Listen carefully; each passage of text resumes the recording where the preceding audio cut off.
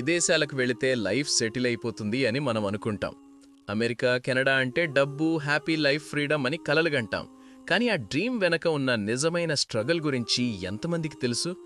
ఈ వీడియో చివరి వరకు చూస్తే విదేశీ జీవితం మీద మీ ఆలోచన తప్పకుండా మారుతుంది. నమస్కారం ఫ్రెండ్స్, మీరు చూస్తున్నది మన అబ్రాడ్ కథలు. ఈ ఛానల్లో మనం విదేశాల్లో ఉన్న మన తెలుగు వాళ్ళ నిజమైన అనుభవాలు, కష్టాలు, విజయాలు ఏ మాస్కు లేకుండా నిజంగా మాట్లాడుకుంటాం.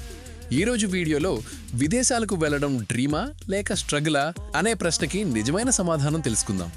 విదేశాలకు వెళ్ళడం అంటే మనలో చాలా మందికి ఒక పెద్ద డ్రీమ్. మంచి జాబ్, పెద్ద శాలరీ, కార్, హ్యాపీ లైఫ్ అన్నీ ఒకేసారి దొరుకుతాయనే ఆశ ఉంటుంది. ఇండియాలో ఉన్నప్పుడు అబ్రాడ్ లైఫ్ చాలా ఈజీగా, కలర్ఫుల్గా కనిపిస్తుంది. చుట్టూ ఉన్న వాళ్ళు కూడా వాడు అమెరికా వెళ్ళాడు, ఇప్పుడు లైఫ్ సెటిల్ అని మాట్లాడుతుంటారు.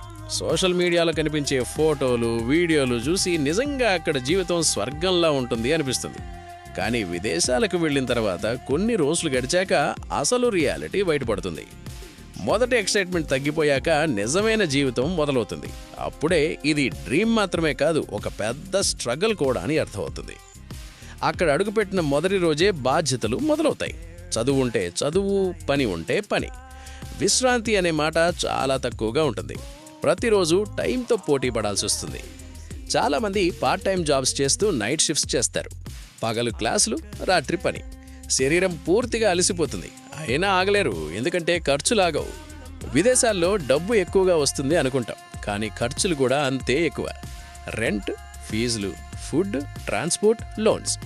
నెల చివరికి చేతిలో డబ్బు మిగలడం చాలా కష్టం. ఒక్కసారి జాబ్ పోయినా లేదా పని గంటలు తగ్గినా మెంటల్ టెన్షన్ పెరుగుతుంది. ఇండియాలో లాగా ఫ్యామిలీ సపోర్ట్ దగ్గరలో ఉండదు. ప్రతి సమస్యను మనమే ఎదుర్కోవాలి. ఇది చాలామంది మాట్లాడని ఒక పెద్ద నిజం. Emotional struggle. అమ్మానాన్నల్ని మిస్ అవ్వడం, పండుగలు ఒంటరిగా గడపడం, ఫ్యామిలీ ఫంక్షన్స్ వీడియో కాల్లో చూడడం చాలా బాధగా ఉంటుంది. అనారోగ్యం వచ్చినప్పుడు దగ్గరగా మనవాళ్లు లేకపోవడం చాలా కష్టం. అప్పుడు ఇండియాలో ఉన్నప్పుడు పట్టించుకొని చిన్న విషయాల విలువ తెలుస్తుంది. తెలుగు భోజనం, తెలుగు మాటలు అన్నీ మిస్ అవుతాం.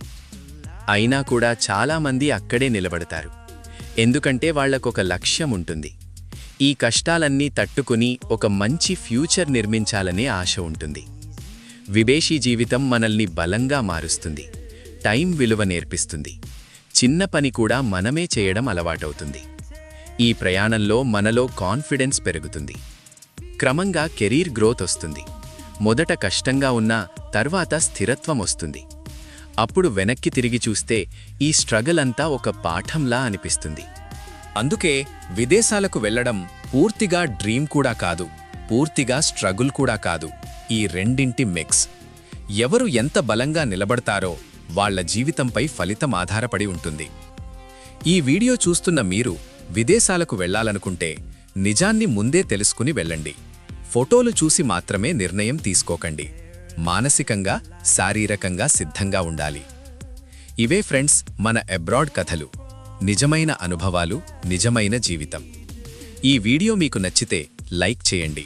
మీ అభిప్రాయాన్ని కామెంట్స్లో చెప్పండి. ఇలాంటి నిజమైన తెలుగు కథల కోసం మన అబ్రాడ్ కథలు ఛానల్ని సబ్స్క్రైబ్ చేయండి.